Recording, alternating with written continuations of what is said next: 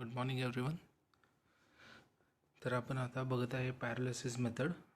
तर after two methods of paralysis, that is your dry paralysis and second oxidizing paralysis, we will see what is the merits of paralysis. Merits in the sense advantages of paralysis. तर बघू, reduces greenhouse gas emission and waste going to landfill. आता कसं आहे, जो waste आपण लँडफिलला घेऊ शकत नाही किंवा तिथं आपण टाकू शकत नाही किंवा कंपोस्ट करू शकत नाही, असे वेस्ट आपण पॅरालिसिस मेथडमध्ये घेतो. तर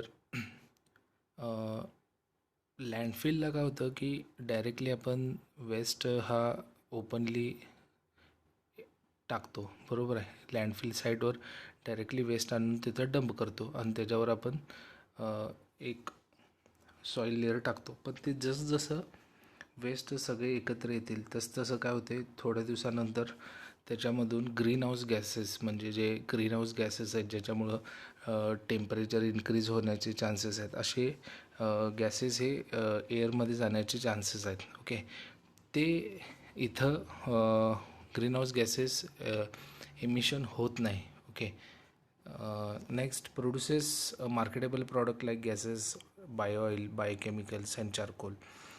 तर लँडफिलला तुम्ही जर वेस्ट टाकला तर ते ॲज इट इज ते वेस्ट तिथंच पडणार आहे, त्याच्यापासून कोणतेही बाय प्रॉडक्ट निघणार नाही आहे.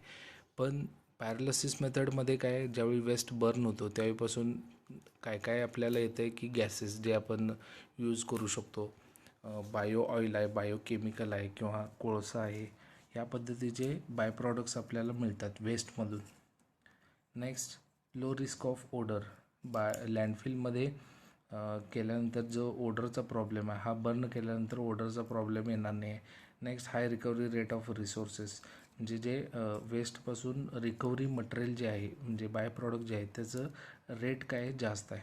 Minimum risk of health conscious and commercially proven technology.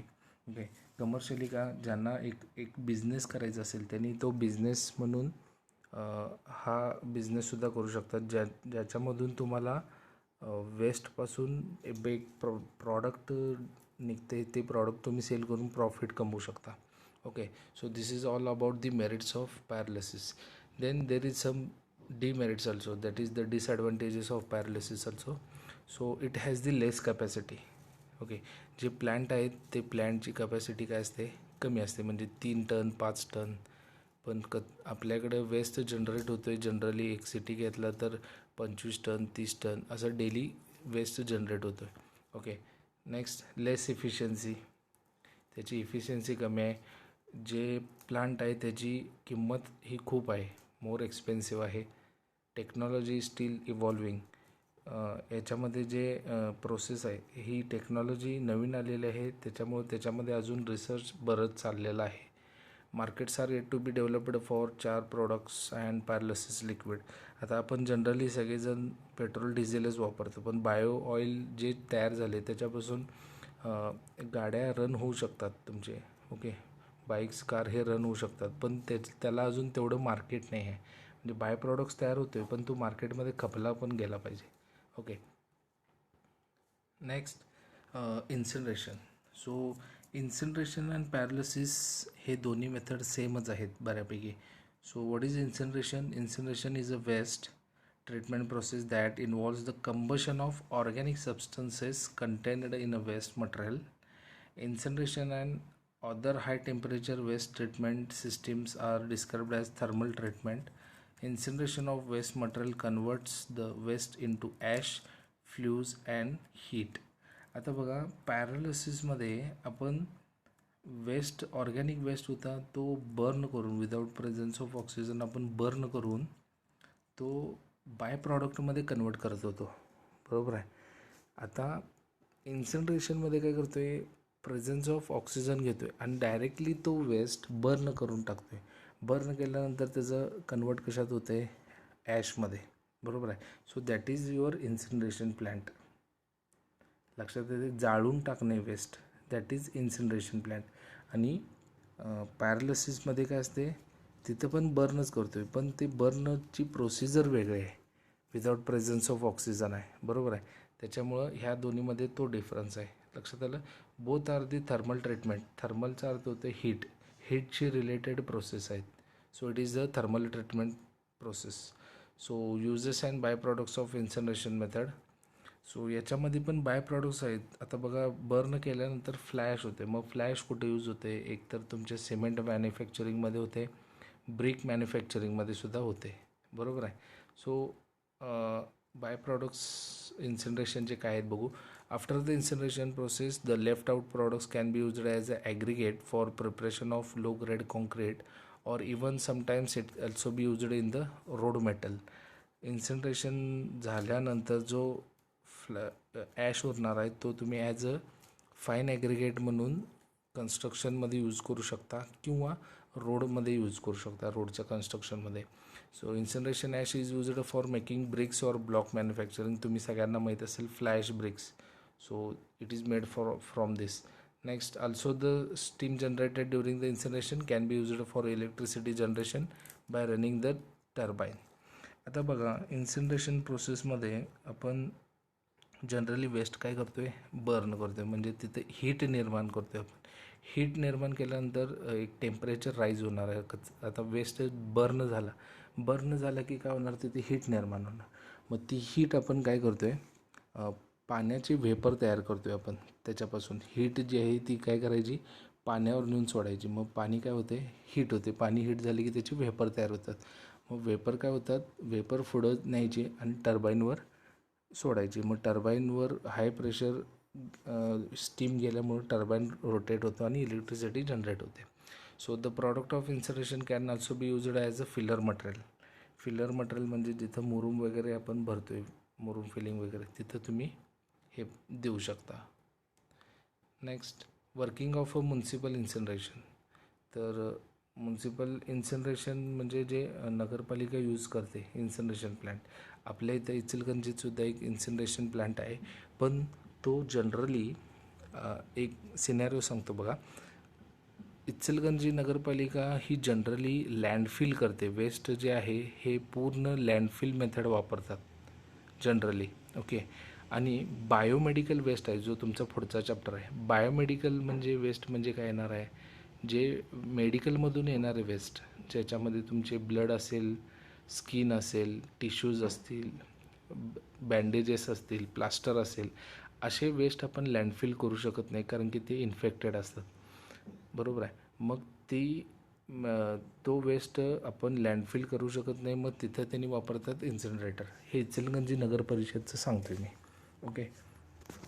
So incineration is a waste treatment process that involves the combustion of solid waste at 1000 degree centigrade. बघा, सगळं वेस्ट बर्न करायचं असेल तर तुम्हाला 1000 डिग्री सेंटीग्रेड टेम्परेचर प्रोड्यूस करावं लागेल. Next, waste material are converted into ash, flue gases and heat. बरोबर आहे. ॲशचं काय करताय तुम्ही? मॅन्युफॅक्चरिंग ऑफ ब्रिक्समध्ये वापरतोय. हीटचा काय उपयोग करतोय? इलेक्ट्रिसिटी जनरेट करण्यासाठी. आणि फ्लू गॅसेस जे आहेत ते फ्लू गॅसेस तुम्ही डायरेक्टली तुम्हाला हवेमध्ये ट्रीटमेंट करून सोडावं लागते. The ash is mostly formed by the inorganic constituents of the waste and gases due to the organic waste. आता हे बघा, वेस्ट जो आहे त्याच्यामध्ये पण डिकम्पोजेबल आणि कंपोजेबल मटेरियल असणार आहे. म्हणजे विघटन होणारे, न विघटन होणारे. जे विघटन होत नाहीत असे वेस्टचं काय होते? कन्वर्ट तुमचं ॲशमध्ये होते. आणि जे डिकम्पोजेबल मटेरियल आहेत त्याचं कन्वर्ट कशात होते? गॅसमध्ये. So heat generated by incineration used to electricity power generation, जसं मी सांगितलं तुम्हाला. So this is your incineration plant. तर बघा, इन्सिनरेशन प्लॅन्टमध्ये कसं आहे. So this is the hopper. इथून काय करतात? इथं वेस्ट आतमध्ये टाकला जातो. हे जे तुम्हाला दिसते इथं,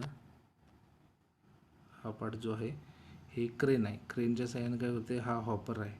ह्या हॉपरमध्ये काय केलं जाते? वेस्ट इथून आत टाकलं जाते. मग वेस्ट इथून आत टाकल्यानंतर एकदम आत जाऊन येऊन हा रोटेटरी व्हील आहे, हा असा राऊंड राऊंड राऊंड फिरत राहतो. म्हणजे वेस्ट थोडं खाली पडत राहते. या डायरेक्शनमध्ये वेस्ट येतो आहे. ओके. वेस्ट इथून आला की इथं काय आहे? परत खाली हा वेस्ट इथून इथं आला. आता इथं काय आहे तुमचं बर्नर, हे क्लोज्ड व्हेसल आहे. ओके.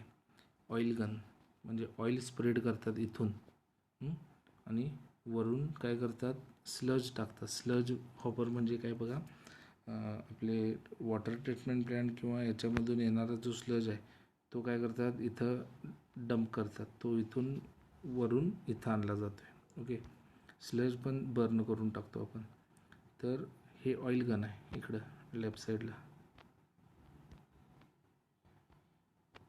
ऑइल गन आहे. ऑइल गन जसं आपल्या गाडीमध्ये होते, ऑइल स्प्रेड करायचं, स्प्रिंकल करायचं आणि तिथं काय करायचं, स्पार्क करायचं. स्पार्क केलं की काय होते, ऑइल बर्न होते. बर्न झालं की काय होते, इथलं जे वेस्ट आहे हे सगळं जळायला चालू होते. आणि जळून झाल्यानंतर इथं खालच्या साईडला काय होते, इथं खाली जे आहे तो तुमचा स्लज म्हणजे तुमचं फ्लाय ॲश आहे ते इथून बाहेर काढलं जाते. बाहेर जळल्यानंतर परत दुसरा लॉट येतो आहे, परत जळायचं, परत खाली येते आणि फ्लाय ॲश बाहेर काढायची. Okay. So this is your municipal incinerator. So advantages of incineration process बघा, this is the most hygienic method since it ensures the complete destruction of pathogens. तर ही मेथड मोर पॉप्युलर काय आहे, कारण की तुमच्या वेस्टमध्ये कितीही बॅक्टेरिया असेल, इन्फेक्शन असेल, 1000 डिग्री सेंटीग्रेडला हे सगळं काय होते, बर्न होऊन जाते. Okay. There is no odour trouble or dust in nuisance. Waste तुमचा कुजल्यानंतर जो वास येतो आहे तो वास ह्या प्रोसेसमधून येत नाही, कारण की आपण डायरेक्टली वेस्ट बर्न करून टाकतो. The heat generated can be used to raise the steam power, म्हणजे इलेक्ट्रिसिटी जनरेट करण्यासाठी. Next, clinker producer can be used for the road purpose. जे खालच्या साईडला फ्लाय ॲश येते, मग फ्लाय ॲश तुमचं पावडर फॉर्ममध्ये येतील किंवा क्लिंकर म्हणजे दगडासारखं फॉर्म होऊन येतील. तर ते तुम्ही रोड कन्स्ट्रक्शनमध्ये ॲग्रिगेटला रिप्लेस म्हणून वापरू शकता.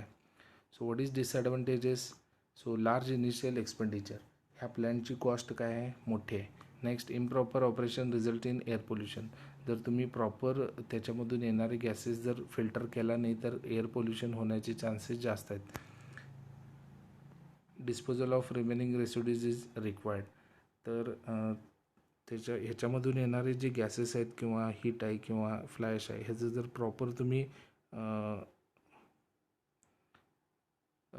डिस्पोजल केला नाही तर ते वाढत जाणार. म्हणजे फ्लाय ॲश हे तुम्हाला कुठल्या तरी इंडस्ट्रीला प्रोव्हाइड केलं पाहिजे, नाहीतर फ्लाय ॲश काय होईल, साठत जाईल तिथं. सो नेक्स्ट लेक्चरला आपण बघू टाईप्स ऑफ इन्सिनरेटर. थँक्यू.